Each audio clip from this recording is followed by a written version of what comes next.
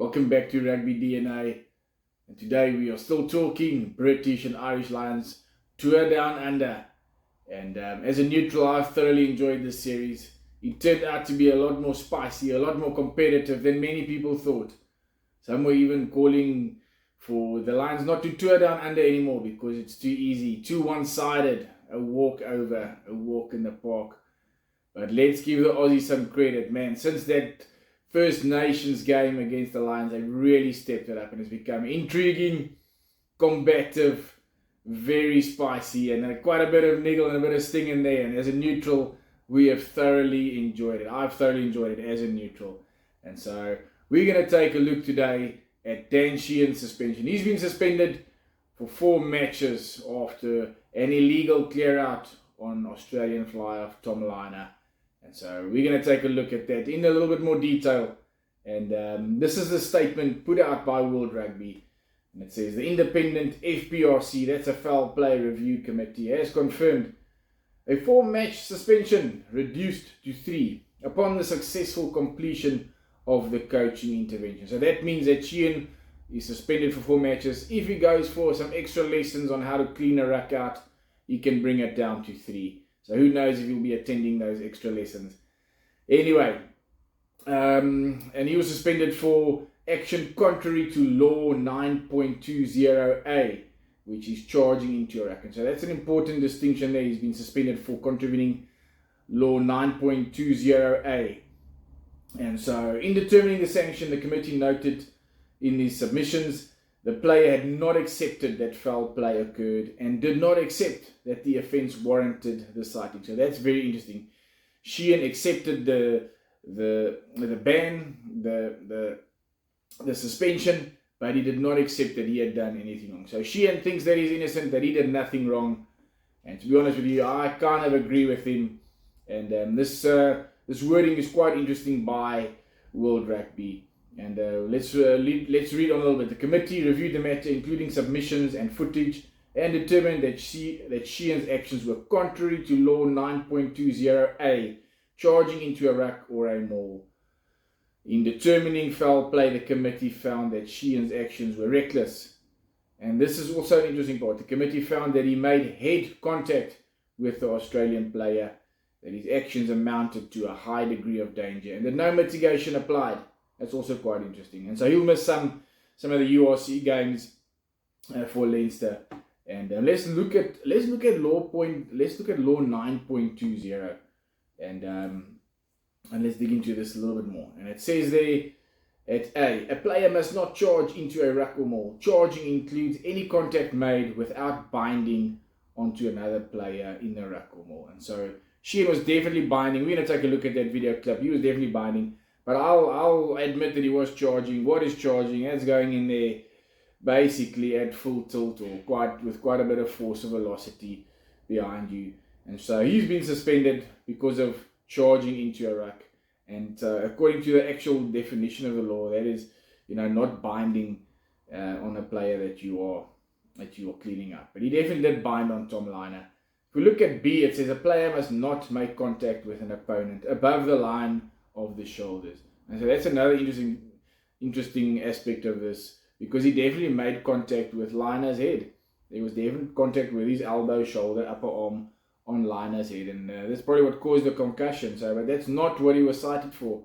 But they do talk about head contact there, and so that becomes interesting, especially when these guys are dropping a level and changing levels and dropping their head quite low, or they're trying to steal the ball and they got their head. Their head is the lowest part of their body. They've got their head and their neck right down there. How do you miss that, And so you almost got to clean a little bit higher to clean them out, to hit some of their back or their ribs, And so it becomes a bit of a complicated issue. So it's very interesting to note that they didn't suspend him because of B, which is talking about cleaning him on the head or neck area. So he's not suspended for that. He's just suspended for charging into the ruck.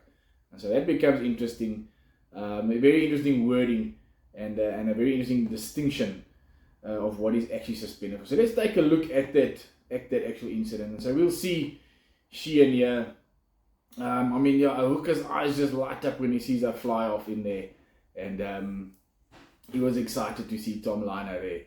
And so if we look at Liner, he sees Sheehan coming, and he's going to brace for impact. And I want you to just take a look at what Liner actually does here. He definitely changes levels. He sees Sheehan coming for a big clean out, and that red circle is where his head started. And by the time contact is made with Liner, let's look at the difference in level. So he definitely dropped his head, and Sheehan definitely binds with that left arm on him, but there's a definite level change from Liner as he's bracing for impact. And so is that maybe a bit of mitigation? I don't know. Look at that left arm. He's lifting him up with that left arm. There's definitely some binding on there from Sheehan, but definitely some contact with Tom Liner's head as well. And so that's where 9.2.0b comes in. You know, he's definitely contact with Liner's head, but that's not what he's suspended for. So it's quite interesting. If we look at the other angle, you definitely see that he hits Liner on the head. I do think he was trying to bind on there. I don't think it was a shoulder charge. He was definitely binding on him, but I think that head and neck contact is unavoidable in the breakdown. And so I've put together a couple of clips here, and I'd like us to take a look at this. And some of them is just players recklessly going off their feet into the breakdown. Contact made with the other players' head and neck areas. And so my question to you is, when do we cite, penalize, and suspend players? Is it only when the opponent is injured, or is it only when it can affect the match, the result of the match? Because it seems to me like when it happens in general play and the guy on the receiving end is not kicking up a big fuss, he's not concussed, he's not hurt seriously, then it's sort of play on. And if a player decides to kick up a fuss when it can impact the result of the game, you know, in a crucial moment, then we also want to take a look at that. But if we've got to scrutinize every ruck for head and neck contact, then I'm afraid we're going to have a lot of penalties and a lot of sightings and a lot of suspensions. And so let's take a look at some of these clips that I've put together here. We'll see the Aussies on attack here. And so McWright loses the height battle there with Finn Russell. I want you to take a look at this. And he's lower than McWright. And McWright makes contact with his head. His shoulder on Finn Russell's head, and so that's not a brutal hit at all, you know. But he definitely makes contact with his shoulder into Russell's face and head, and so that might have been enough for a nosebleed on one person, you know. And if he was bleeding, maybe it would have been a penalty or a card. Who knows? If Russell, you know, kicked up a fuss and fell over and started rolling around, then maybe he could have milked a penalty there. Who knows? But it's there's definitely head contact there with the shoulder, and so it just wasn't forceful enough maybe to sanction the penalty. And so this is where we're going to determine now, when is it charging into a ruck, and when is head contact or contact with the head and neck illegal, because there's certainly a lot of contact with the head and neck, as we're going to take a look at, but it's not always sanctioned, it's not always penalized. And so it's a bit of a can of worms for World Rugby, to be honest. And so let's look at one or two other examples. Wilson coming in here on a clean out on Tideburn. He definitely makes contact with the shoulder, but also with Tideburn's neck area there. And so if that concussed Tideburn, you know, should that have been sanctioned? Because he's definitely making a bit of contact with Burns' neck area there. He's coming in from the side a little bit. It looked like his arm was dragging behind, so you can almost say he's tucking his shoulder in a little bit with it. It's not the perfect wrap, you know, and so you get really technical on these things. Let's look at a few more examples. Let's see Australia carrying in there. Look at Skelton just diving off his feet there. That's reckless. Just going in for the clean there. And we're going to make a separate video on Mr. Skelton, the enforcer, later. I loved him. I thought he was the best player in this entire series. But he was definitely putting the shoulder in. Look at that. That's reckless. Diving off the feet.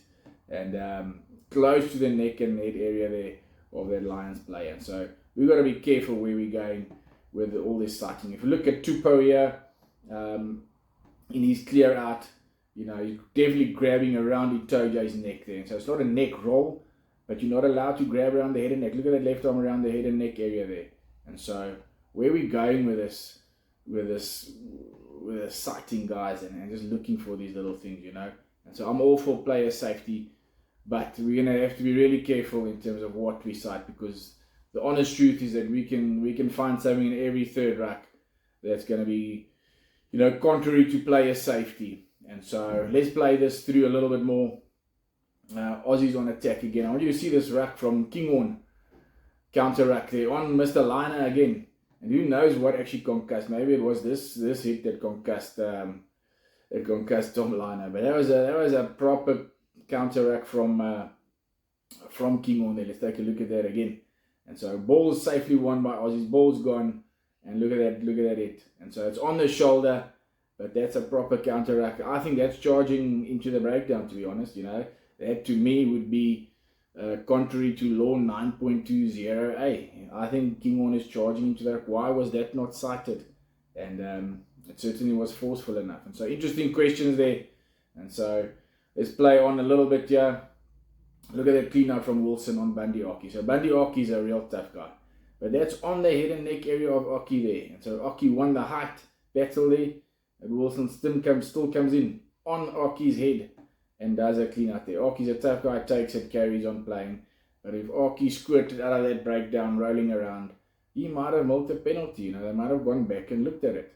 And so it's a real can of worms in terms of what we're allowed to do in the breakdown and what we're not allowed to do. And so World Rugby, what are we going to do about this? And we'll see this one where Russell dropped the ball. And then he got smoked late here by Skelton. And so that's also a bit reckless. Shoulder in the back. And just a bit of a warning there, And no citing, no suspension for this. As I said, we're gonna take a look at Skelton and then all his enforcer antics a bit later. I thought he was phenomenal. I thought he was honestly the difference maker to make the Aussies competitive again. And so I think the Springboks would have taken notice of Skelton. And brilliant physical performance from him. Some of it maybe not as legal, but still great performance by him. If we play one or two more clips, if we look at Sheehan coming in again here with the counter ruck, and that to me is charging into the breakdown. Why was he not cited with this? Let's take a look at that. Now he's clearly coming in. He's not obviously, he looks a little bit from the side, but coming in there. To me, that's charging into the ruck. There's definite, very close contact, to the player's neck area. Maybe not on the neck exactly, but to me, that's charging in and not too dissimilar, to the one that he got cited for. But, as soon as there's an injury attached to it or a game-changing moment, then it's when the citings and the penalties and things seem to happen. And so, another example here, look at Skelton coming in here. So it's not close to the neck or head area, but definitely off the feet. I definitely think that's charging into the breakdown by Skelton. To me, that looks like he's charging into the breakdown. And so let's take a look at that one more time. I'll just roll that back a little bit. Look at Skelton. He's coming from quite far, good momentum, and he's just lining that player up. Coming in, it does bind onto the player, but that's, in my opinion, a legal clear. But he's off his feet and he's charging in. So should he be cited for that? The player didn't get hurt. And so my question to you is, if that player did get hurt, would he have been cited then? And so these are the questions that we got to ask ourselves. I want to show you another example of just a player just charging into the breakdown here. And this is, I think, Cummings. Oh no, sorry, it's actually on Cummings, one of the Australians. I think it's Nick Frost, just charges in on Cummings here. Let's take a look at this. See, yeah, that's charging in my opinion. Look at that, coming in from side at full speed. He doesn't hit him on the head, but he does hit him squarely on the chest. And so that's charging into a breakdown, in my opinion. And so, technically I don't think that's crazy. We see that all the time. But, where are we going to draw the line? If Sheehan is suspended for 4 matches, is that so crazily different and more excessive than what Sheehan did? I don't know that it is. To me, there's a lot of similarities, And so, why are they being cited? Is it just when there's an actual injury, when the player's milking it? And that's where it's going to become a bit of a soccer thing, when the officials only penalize and only cite players when there's an actual injury. That's when we're going to see players pretending to be it. Like Aki, they took a clean out on their head. He didn't kick up a fuss. Nothing happened.